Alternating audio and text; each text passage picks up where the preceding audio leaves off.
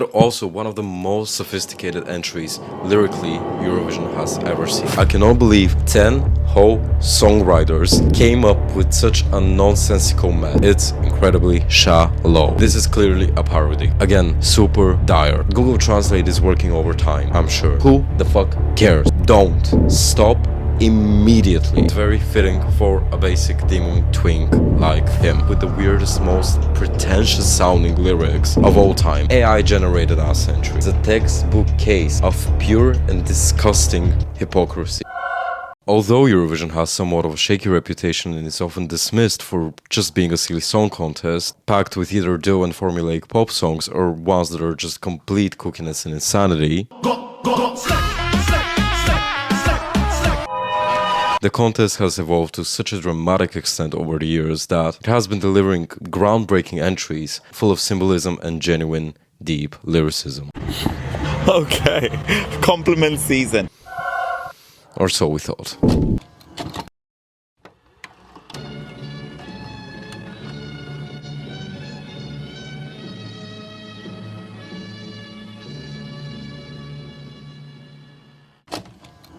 Hello, hi, вітаю, добре дошли, it's your boy, Goram. Your favorite and the most hated Slavic Eurovision correspondent, and welcome back to the home of hatred.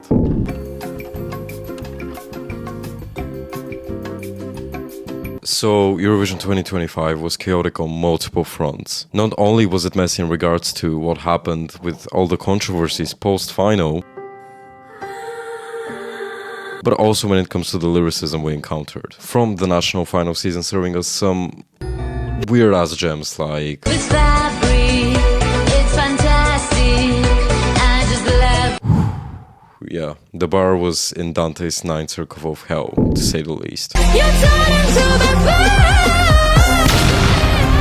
You're talking tripe. To some of the most grating and annoying nonsensical lyrical war crimes that a couple of countries decided to subject us to.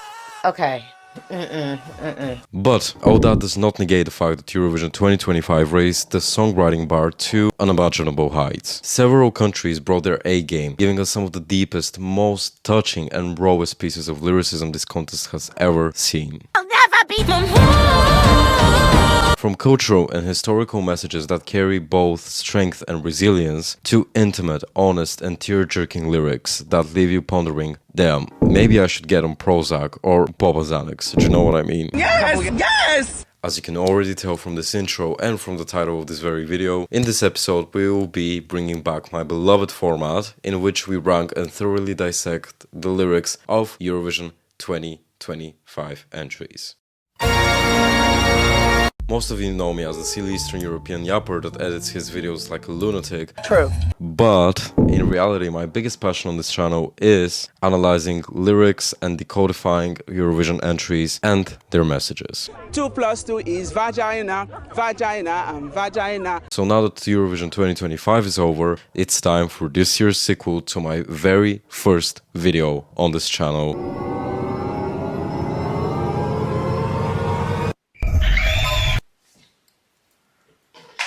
This is disgusting. God, we used to have no budget whatsoever over here, did we? What a mess. And as the proclaimed king of Eurovision lyrical analysis, and also the most hateful cunt over here, who else better to do this challenging job than me? Am I right? No. So, in today's episode, we'll be going over the first batch of entries from Eurovision 2025 and ripping their lyrics, messages to shreds. What a bitch. While also ranking them, of course. It's the Bulgarian clown in you. Yes, this is in fact a two-parter series, so stay tuned for part 2 because that's coming very, very soon. And that's a perfect segue into... As always, I'm reminding you that you can always subscribe. We are a new channel on the Eurovision YouTube scene, sorta kinda. And by subscribing and thus joining the governmental asylum, you'll be helping me out a lot. And God knows I need a lot of help. I need my cigarettes. Where are my cigarettes? I have analyzed almost all of the Eurovision 2025 entries properly and in depth. So if you fancy a good crash out and a video essay style deep dive into the lyrics and messages of Eurovision songs, this channel will definitely float your boat. Who cares? Who cares? And by subscribing, you will also be the first one to watch part 2 of this very video. So, without further ado, as I already mentioned, we have 36 whole entries to dissect, so sadly we cannot go too in depth and discuss every single lyric from every song, as this video will be 4 hours long, and I know you guys don't have the attention span for that. Trust, I know my audience. Shit that I've seen, you don't have that many. So out of So for some countries we will do a quick speed round, and for some entries that have actual substance behind them, we will elaborate a little more. But if you want to hear the full analysis of your favorite entries from Eurovision 2025, you can check my playlist and find the video you wanna watch after this one, of course. Thank you, but I don't want to know. Enough yapping, let me introduce you Gunners to the tiers. We have 7 lovely tiers which will be guiding us and aiding us in this very difficult and challenging job. Don't you ever shut up! Starting with the very first tier, it's All Divas, No Human Beings, of course. This is a reference to the winners of last year's Gotham Lyrics Awards. Dyslexia. Ukraine, Jerry Hill, and Alona, Alyona. Teresa and Maria. We are paying homage to them, so this tier is reserved for the top of the top. Genuinely incredible lyricism. We cannot believe that it's even on the Eurovision stage. It's just the amuse-bouche, you know? I love that! Then we have the Salvador Sobral Award. Not quite the ultimate tier, but still very, very good. Very nice substance. There is actual symbolism, metaphors, all of that fun stuff. You get it? I'm pregnant. Then we have 8 points from Spain. 8 points from Spain. It's not really mid, but at the same time it's not that intriguing. There is substance, but it's not as inspiring as the first 2 tiers, which brings us to the middle tier, mid-festival, and it's fine. It's very formulaic, it's very safe. It's something that Eurovision sees quite often. Bloody cares! Sorry! Then we have Eurovision So Confusing, and this is where we start entering into the gutter. It gets confusing, or it's just still not bad, but it's kind of, what are we doing really? End the madness. Then we have It's Jover, like, mama, this is trash. Not very lucrative. Not at all, actually. Yes, the camera loves your nastiness. The final tier, the very bottom of the barrel, we have Human Rights Violation. This tier is reserved for the worst of the worst. It should be a war crime. Burn it, get rid of it. Just no words are enough. I'm calling the cops, I'm calling the International Criminal Court to put an arrest warrant on the asses of the songwriters and the people responsible for the lyrics. So, that sums up our tiers. Now that we have this out of the way, let's start with the yapping and see who will be joining the winners of last year's Gotham Lyricism Award. And we will be going over the entries in alphabetical order, starting off with Albania and finalizing with the United Kingdom. And what a better way to kick things off than with Albania and Zjerm.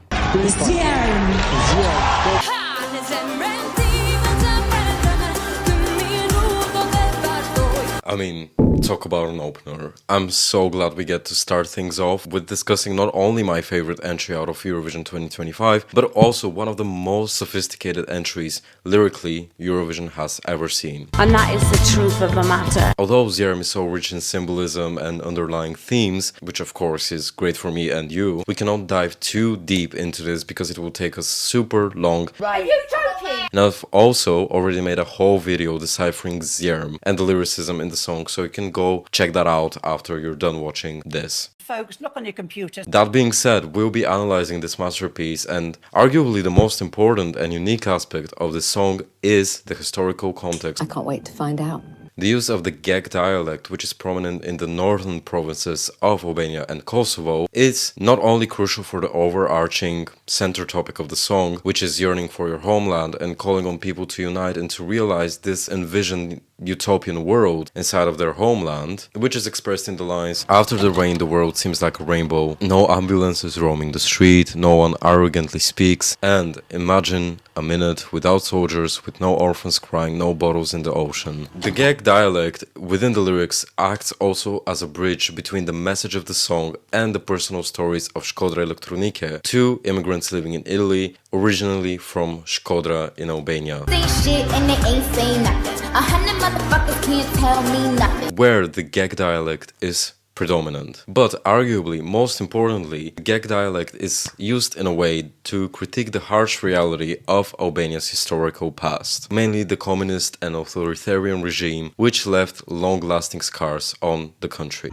You're joking. This dialect is used because one of the aims of the said regime was to unify the Albanian language and impose a standard Albanian on the entire country and people, thus suppressing the northern regions of the country that wished to keep their historical dialect and were a little bit more naughty. In a way, they were more vocal against the regime. It's a world in crisis, honey! Thus, this use of the dialect by Shkodra Elektronike is a rejection of Albania's communist-era suppression identity, which can be seen in the lines. Even today they told us that the weather won't be bad. Even the cover art, the outline of the Shkodra psychiatric hospital used by the regime to silence dissenters, signals that this is no ordinary entry.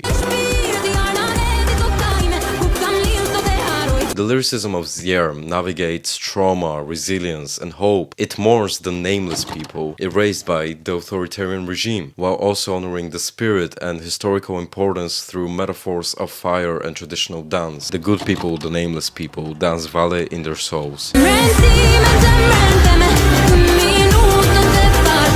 Zierm, or fire in English, is the central motif, representing both destruction and rebirth. There's an arching plea for mercy, aman miserere, a desire to hold on to fleeting moments of peace, this minute shall continue, and a yearning for a homeland that still lives inside the soul despite distance. The last part is especially important because it ties the message to the reality of many Albanians who have left their homeland in the pursuit for a brighter future abroad. I just think this is so sad. Zierm calls on people to remember the past, but also to write their new history in a way that does not let the very sad history repeat itself. Thus, the message of the song is one of hope for a brighter future and for a homeland untouched by evil, pain, and suffering. Create a pure heart in me, create a pure heart in me. In my night, I send you the light, please have mercy. Zierm does not just remember the past, it calls for inner fire and collective healing. Yarnane, my land, where I was born, I won't forget. Yarnane, my world, continue to shine, shine, shine. Schnit, schnit, schnit, schnit. Beyond abysmal. I'm just sad because I don't have another 40 minutes to talk about this entry. Thank God. Because I love talking about this entry so much. It's so multifaceted and the lyricism is just spectacular. Everything about Zierm is spectacular. Whoever's behind this is a magician. But we're discussing the lyrics, and the lyrics here are just impeccable. He's got to be the winner. Sorry, Shah. So I think putting this in tier 1, all divas, no human beings, is very appropriate for this entry. And again, it's a very nice way to kick off this incredible episode, hopefully. And after doing this lovely exercise, it's time to introduce the starkest contrast, and by that I mean Armenia.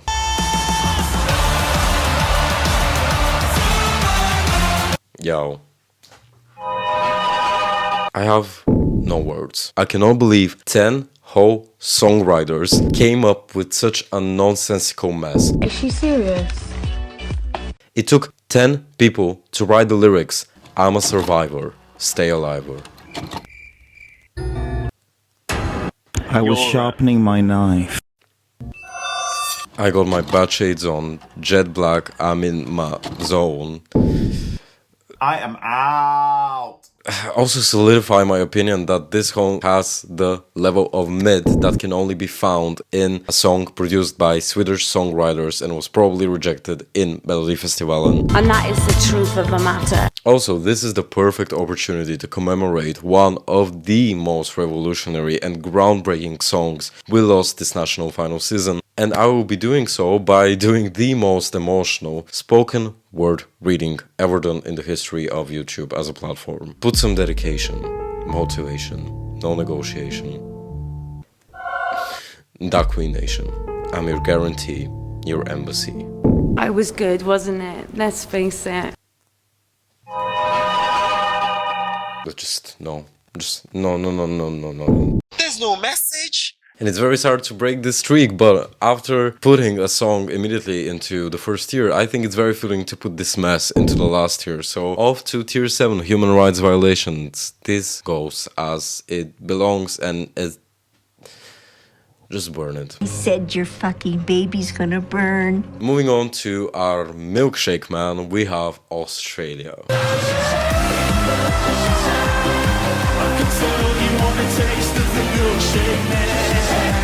We are hitting off our horny songs pack with the cheekiest one of them all. My vagina is ready for your penis. Listen, this is by no means a representative of the songs that have some super deep meaning and or sophisticated lyricism behind it. No, it doesn't pretend to be something it's not. It's just a sex song that is masked very well and is the epitome of cheekiness. It's a rehab for hoes, and I want Ariana Grande to be my first customer. With lyrics like, come and take a sip from my special cup and drink it every day, and before you know, you'll be bigger and stronger with harder bones. I mean, we get it. You're not singing about a milkshake. You're singing about a banana. Banana. As I said, it's not deep by any means, but it has some fun puns, and the whole indirect way of saying, why don't you come suck me off, everyone wants to, is fun, and I gotta respect it. And let's be real, we all wanna have a taste of the milkshake man. No, she really is a slag though. So, just because of that, I'm putting this into tier 4, mid-festivalen, which I think is fitting for this song. It's not a masterpiece, but it has redeeming factors about it. It's just fun. What happened to fun? No one's fun anymore. Whatever happened to fun? Moving on, we have our winner, Austria with Wasted Love.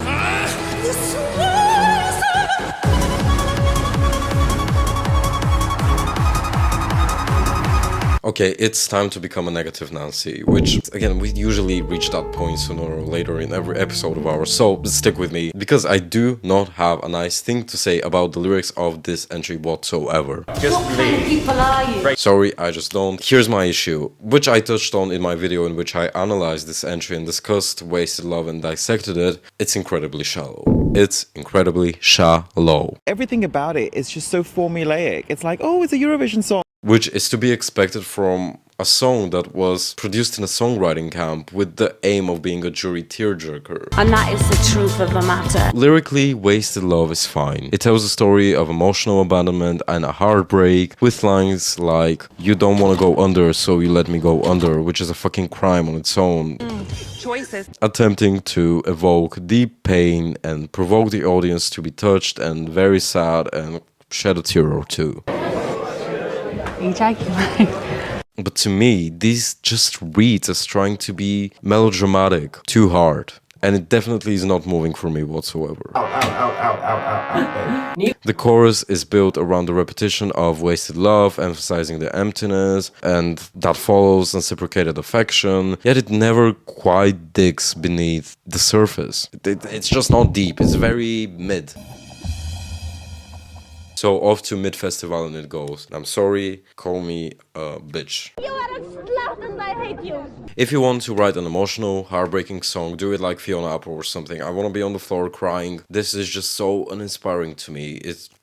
nah. Because I just didn't care for that at all. Moving on to the next country, we have Azerbaijan.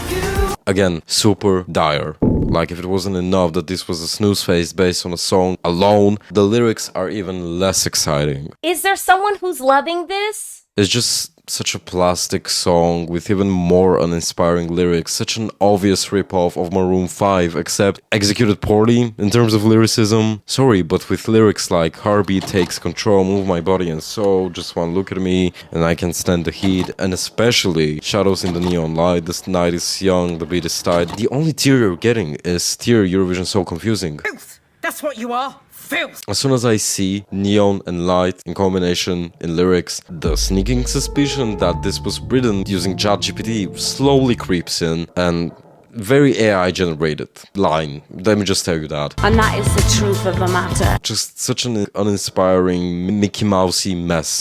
Mickey Mouse mess. Just go home, girl, go home. Gail. Continuing our streak of mediocrity, we have Belgium.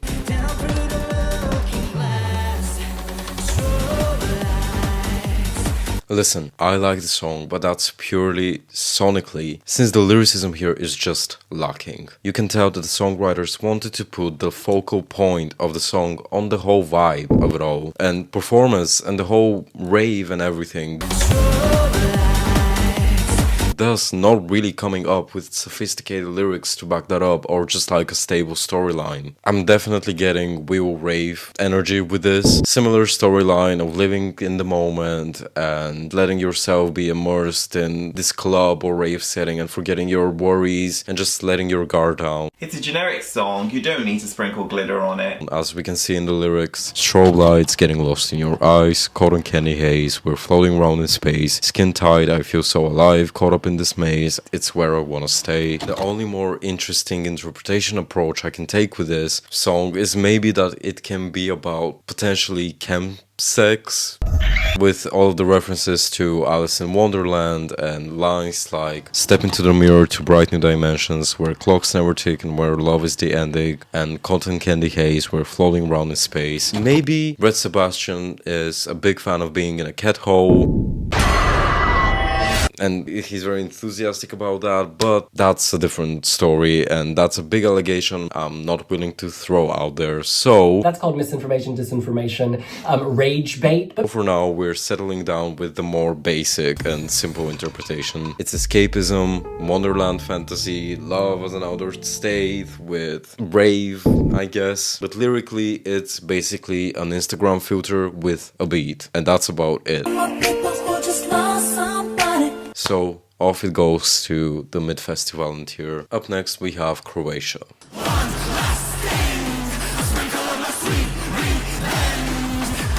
Bloody cares! Boring! At first glance, anyone would dismiss this as an awful piece of lyricism, and you would be right. Okay.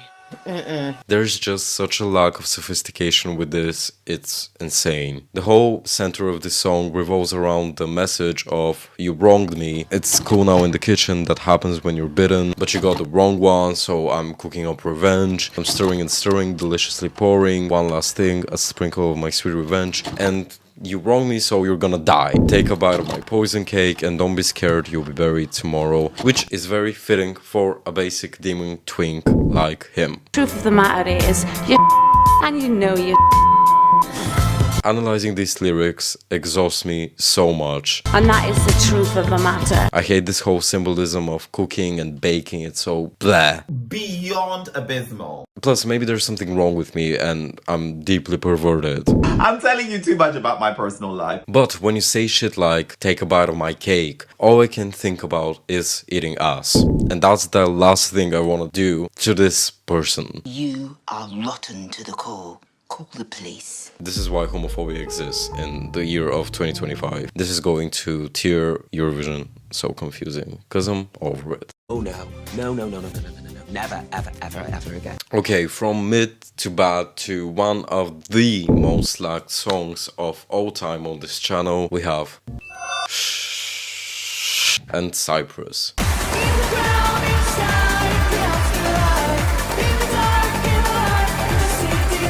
We've been over this a million times at this point. I fucking hate Cyprus in Eurovision. I am so tired of the intrigue. I'm so tired of their brand in Eurovision. I'm the fuck panic record. Hate this stupid streak. Hate this song. I hate this song. There is nothing I feel about this song other than hate. I still don't like anything about the song, but it's fine. Just not for me. I don't even want to know what he will sound like, as it did not sound good live whatsoever. This song was just not good enough. Neither was the vocal. And it all came across as messy. It just didn't work. I hate this song with all my heart and soul. And one of the reasons for my hatred are the diabolical lyrics, which in all honesty I'm pretty sure are the main reason why my migraines have been intensifying over the course of the past couple of months. Not doing it, okay? We are immediately pushed into hell with the lyrics. I've got golden locks and eyes so captivating. I'm famous for my beauty, who am I? Shh. I've been told I'm a little overconfident and this will be my downfall, who am I? Shh. I said time and time again how the casual viewers will not only be confused by all of this, whatever this is, but also no one cares. Because I just didn't care for that at all. No one cares about this mystery of who am I singing about. Who the fuck cares? Who cares? Who cares? We now know that this whole thing was about the Vitruvian Man by Leonardo da Vinci, which... Why? And how do you even come up with that concept? Because these lyrics do not tie to the Vitruvian Man whatsoever. You're talking tripe. The whole concept is not tied into the song at all. It feels like Elsie Bay just did some Tina, sat down and came up with the weirdest, most pretentious sounding lyrics of all time, and woke up the next day, read them, and tried to come up with some BS excuse. There's no message, there's no fun, there's no dance, there's no sophistication, there's no decency. She needs to drop the Tina immediately.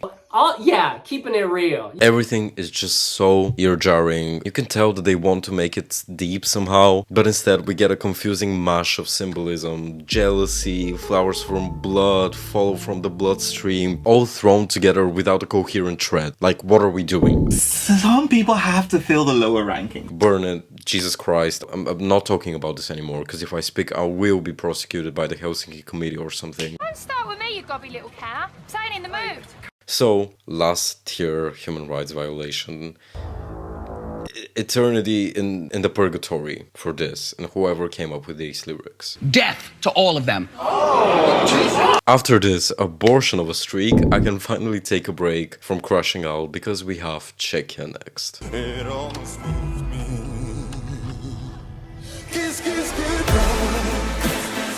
At first glance, you would probably dismiss this song as just having just about fine lyrics, but let me tell you something, you would be wrong for assuming, so sit down and shut up. Someone take my coat, I'm about to get ready. The core of Kiss Kiss Goodbye is the theme of self-liberation. From the very title of the song, we can assume that it's a farewell to someone, most likely an ex. But while framed as a breakup anthem, it's rooted in something far more personal, Adonis's real-life experience of abandonment by his father. Talk about something different. And his struggle with coming into terms with that harsh reality. This very same personal history gives the lyrics a depth that elevate the song and the lyrics beyond standard pop heartbreak song. Shout out to y'all, that's flirtatious. The recurring Kiss Kiss Goodbye is soft in sound, but a very sharp and firm final farewell to pain, guilt, and toxicity and those cycles and patterns. Lines like, keep your half apologies, drunken apathy, and only one survives when the night arrives, reject false reconciliation and affirm the self-worth of the protagonist. So it's very safe to assume that it's about separating yourself from a person that keeps cutting you and hurting you. Who set that system up? It also plays with dualities, love and desperation, hurt and feeling, without feeling overwrought. These metaphors aren't overly complex, but they're very effective in conveying emotional exhaustion and the strength it takes to walk away. To my apartment, yeah. No, I'm kidding. No, I'm kidding. This is a song about breaking free, but without looking back. It's tender, powerful, and more layered than it may seem on first listen. Oh, honestly, how many orgasms can you have on a 3-minute track? But it still misses that something that it takes to be in those first top 2 tiers. It's a very well made and a very delicious pot of borscht, served however without sour cream. That final little amuse-bouche. I'm horny. So for that, it will go into tier 3, all points from Spain. Then we have another speed round, we have Denmark.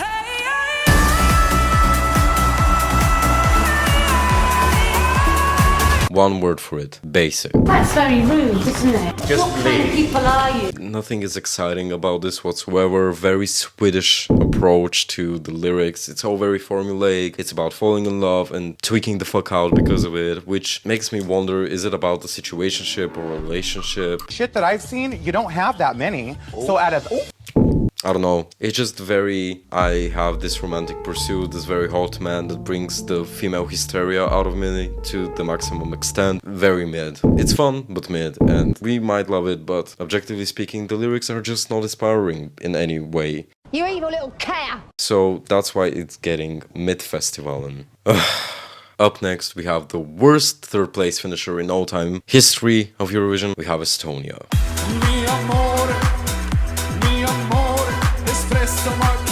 Look, I cannot analyze shit here. This is clearly a parody. Sorry, but what do you want me to do with tragedy-ass lines like no stresso, no need to be depresso, and no time to talk, mi scusi, my days are very busy. Also, if you're gonna use the Italian language as a punchline, for the love of God, look into how to pronounce the damn words, because per favore and por favore are in two completely different languages. Goodbye. This just all pisses me off, and before I get an honorism, let's just put this abysmal mess in the last year human rights violation where it belongs. And that is the truth of the matter. Oh boy. Oh boy. It's here. Grab your towels and let's come together because ich go tem. We have Finland.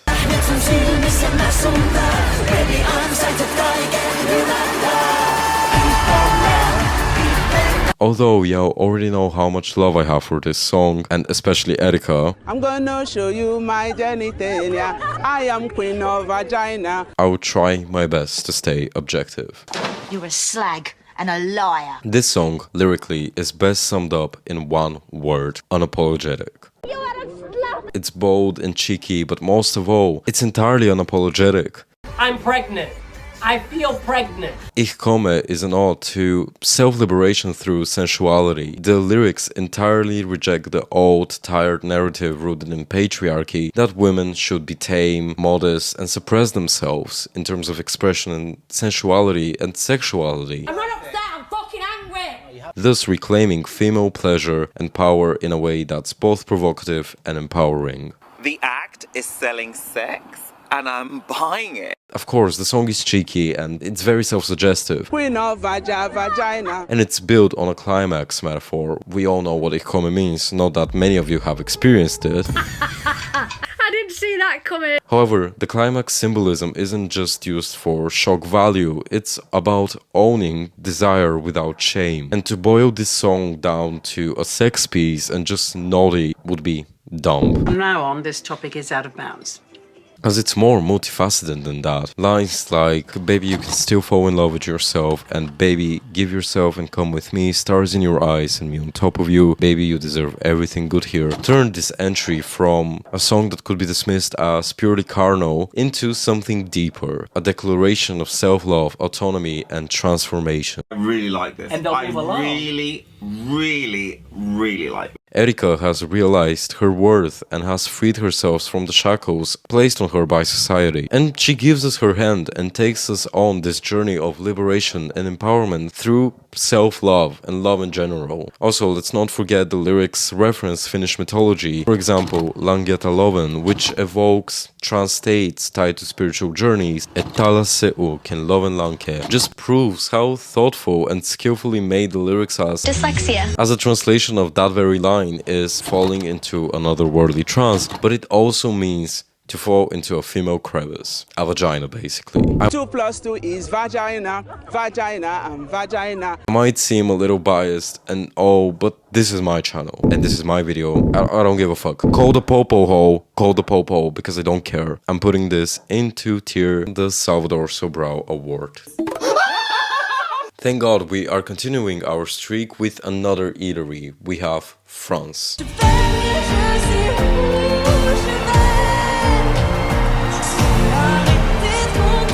Together with Switzerland, Maman is the rawest entry lyrically wise out of the entire 2025 lineup. True. Maman is a deeply personal tribute from Luan to her late mother, and as such it centers on the themes of grief, transformation and motherhood.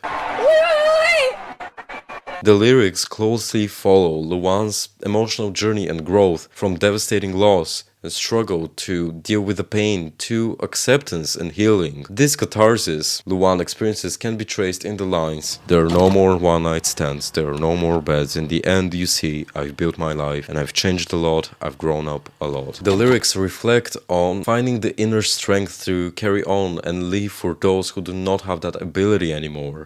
Oh my gosh. I found indelible love, you know, the real one, always. Even when time flies, when he holds my hand, I'm no longer afraid of anything, and it feels like before when you used to hold my hand. And the lines, "From you I kept everything that makes me who I am," show how her mother's legacy continues to shape her, and how despite changing the trajectory of her life, she keeps her mother close within her, guiding her and consoling her.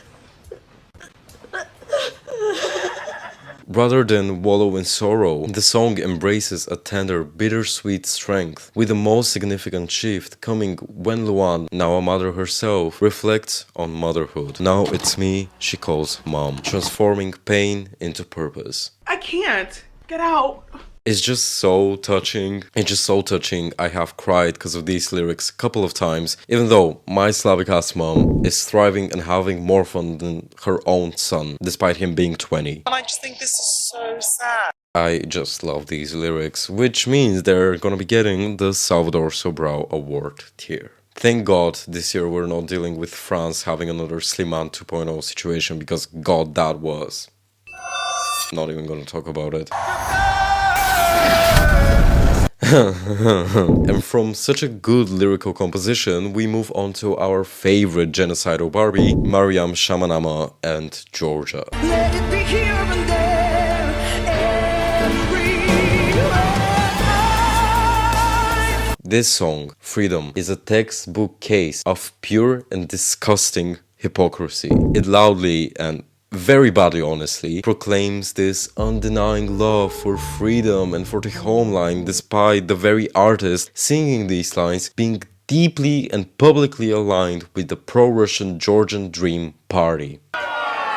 Again, for a second year in a row. This is disgusting. How are you gonna be singing lines like "Freedom is the heaven's gift we share, freedom is the human wealth to care"? Yeah, it's very Kim Jong-il. Despite actively supporting a party and a regime known for cracking down on protests and aligning with a terrorist state, actively working to undermine Georgia's sovereignty.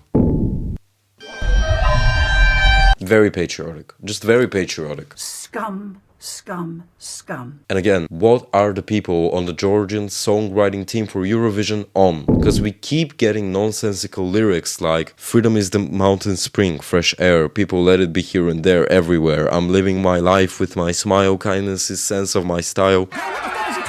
Google Translate is working overtime, I'm sure. It reminds me of North Korean propaganda. For a song about national pride and poetic soul, Freedom is astonishingly flat, confused and hollow. And I cannot seem to forget about my sneaking suspicion that ChatGPT was used when drafting up them god-awful lyrics. Sounds like a Hanoi socialist anthem. And also, what an awful way to represent the gorgeous culture and spirit of Sakartvelo.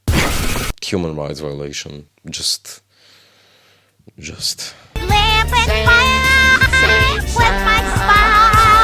Up next we have Germany.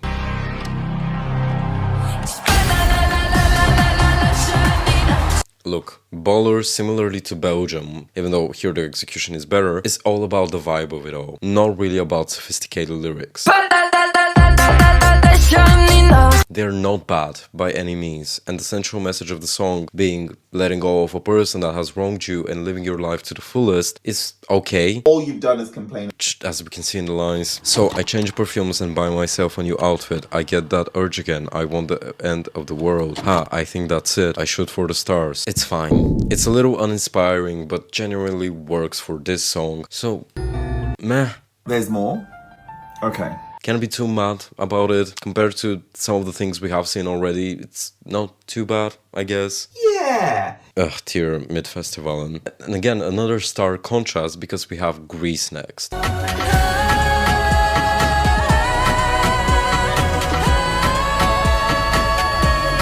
Look, I made a whole separate video on Asteromata where I analyzed the lyrics fully and in depth. Sadly, that video never saw the light of day. So's guys. Okay, So I'm gonna try to redeem myself here, because I do have to admit that we have a lot to talk about here, as Asteromata is not just some shallow song supported by a strong vocalist, but a whole piece that commemorates and reflects on historical and collective trauma. Hey!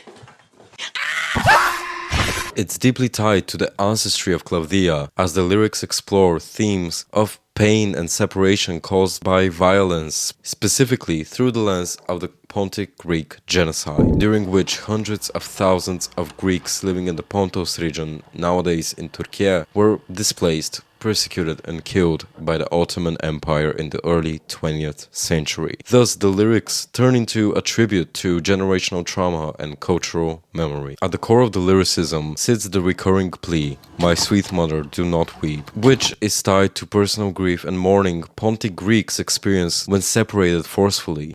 Oh my gosh. It's even more personal than that, as it's expressed through the voice of a child comforting a grieving mother, or of an entire generation trying to console the sorrow of those who survived exile, violence, and cultural erasure. The image of a mother dressed in mourning black symbolizes a history marked by death and forced displacement. The structure of the lyrics resemble that of a lullaby. Let these weary forgotten wings find their last breath upon you, which not only makes them even more personal and touching, but also this way they reflect on generational trauma that has traveled through time, passed down, yet still seeking peace. Then we have lines like, "The swallows, born of fire's embrace, no matter how far they roam, shall never forget the sacred path," which are just so rich of symbolism. They are incredibly linked to the theme of exile. Swallows are migratory birds, a metaphor for those displaced by genocide, always in flight but never forgetting their origin. Despite the distance, the connection to their lost homeland remains unforgotten and unbreakable. The sea imagery, "My life is a vessel, drifting free, forever searching for its home," connects to the pain of longing for a place long unreachable and destroyed. It reflects how trauma continues to shape identity, living descendants of genocide searching for belonging across generations. Lastly, wings finding their last breath creates the image of exhaustion, of inherited sorrow passed down through generations seeking closure.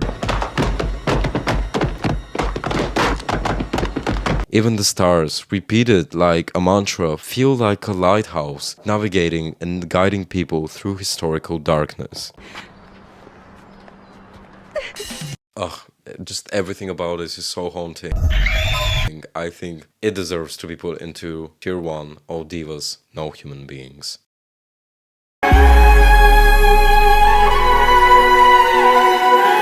On a lighter note, we are now recoordinating and now sailing off to Iceland.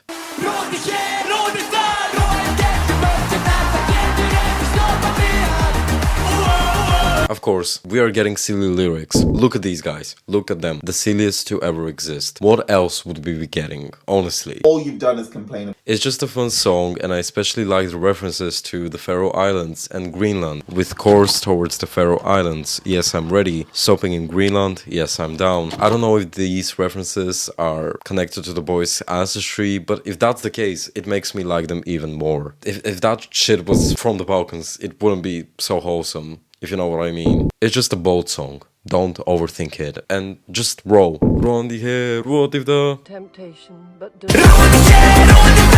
But we have to be realistic, so we're putting it into the mid-festival in tier. And again, off we go to the Kia Asylum, we have Ireland.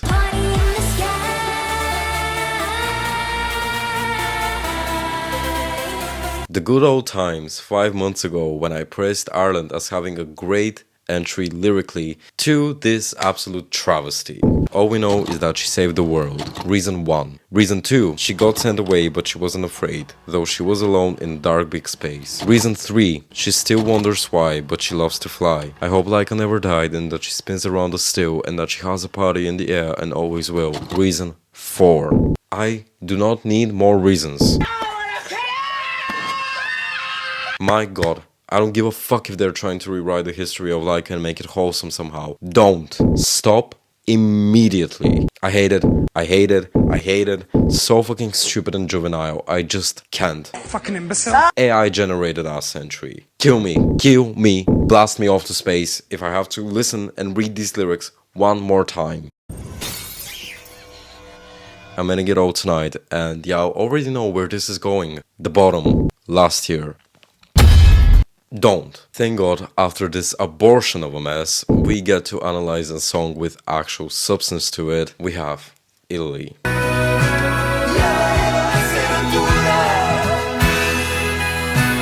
Everything about this entry, from the sonicality to the lyricism to Lucio himself, is just so vulnerable and just such a breath of fresh air. You are right up my street. And vulnerability is the word that best sums up the essence of the song. The lyrics revolve around the theme of rejecting expectations forced upon you and coming to terms with the fact that you're different than the others and learning to love yourself despite that from the ground up. I really like this. And they'll I move along. really like it. The lyrics are just so poetic, well thought out, and funnily enough, full of irony, especially when Lucio lists all these exaggerated personas: a robot, a sumo wrestler, a mugger in the dark, a gold medalist and spitting, only to admit each time, but I'm nobody. I'm nodding like I understand, but I'm not so sure I do. These identities and characters are caricatures of masculinity and power, comically inflated and tragically unreachable. They are juxtaposed with Lucio, someone who calls himself no one, as society does not want to accept him due to the fact that he is not this macho man that fits into these aforementioned categories. She's a grown-ass man. The symbolism is so incredibly rich. Like an onion and cine sabotage, it has layers. You're just looking for something to say, dear. The symbol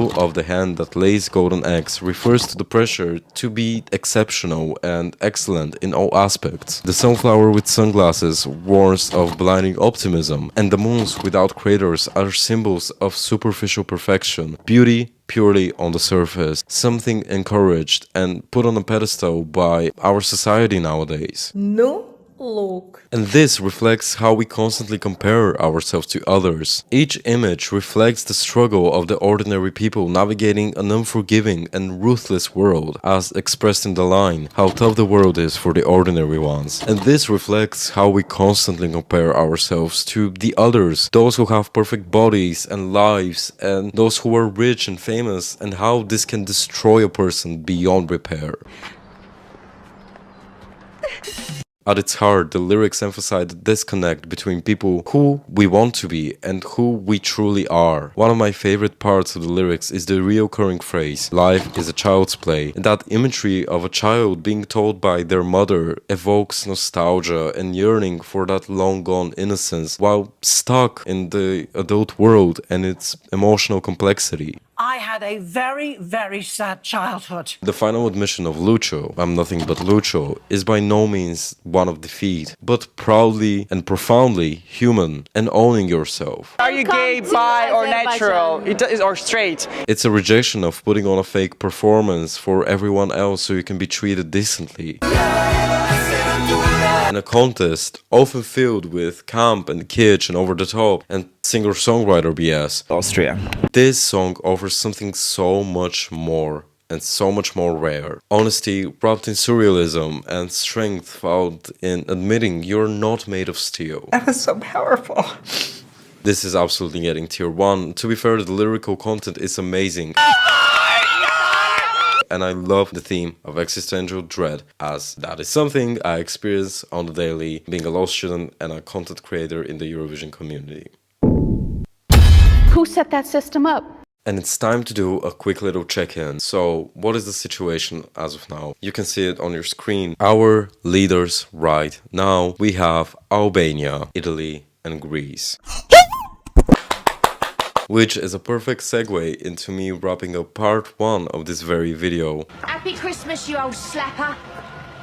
Thank you so much for coming. This is not the end of it. As I said, we have part 2 where we're gonna be analyzing the incredible entries like Latvia, Lithuania, Switzerland, Ukraine, and so many more. Who cares?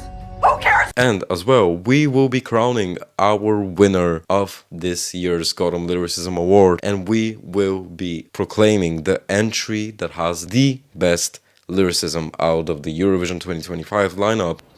Do you want spoilers? So make sure to stay tuned. And of course, I'm gonna remind you to subscribe again. By clicking that subscribe button, you're going to be joining our lovely community known as the Gotham Mental Asylum. We have a lot of fun here. Honest, sometimes We crouch the fuck out every single time here, and we are very hateful, but also very real, so Oh, if only that was true. you definitely want to be a part of that. Again, you can check out my other videos in which I properly analyze the entries of Eurovision 2025, more properly and more in depth than in this video. Thank you, but I don't want to know.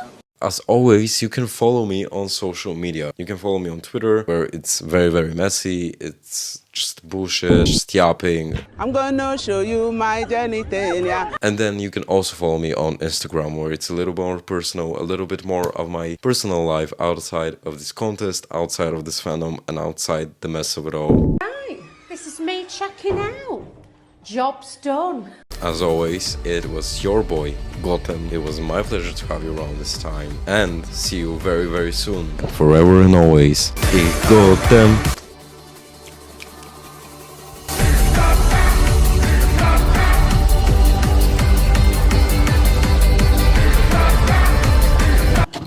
I'm out.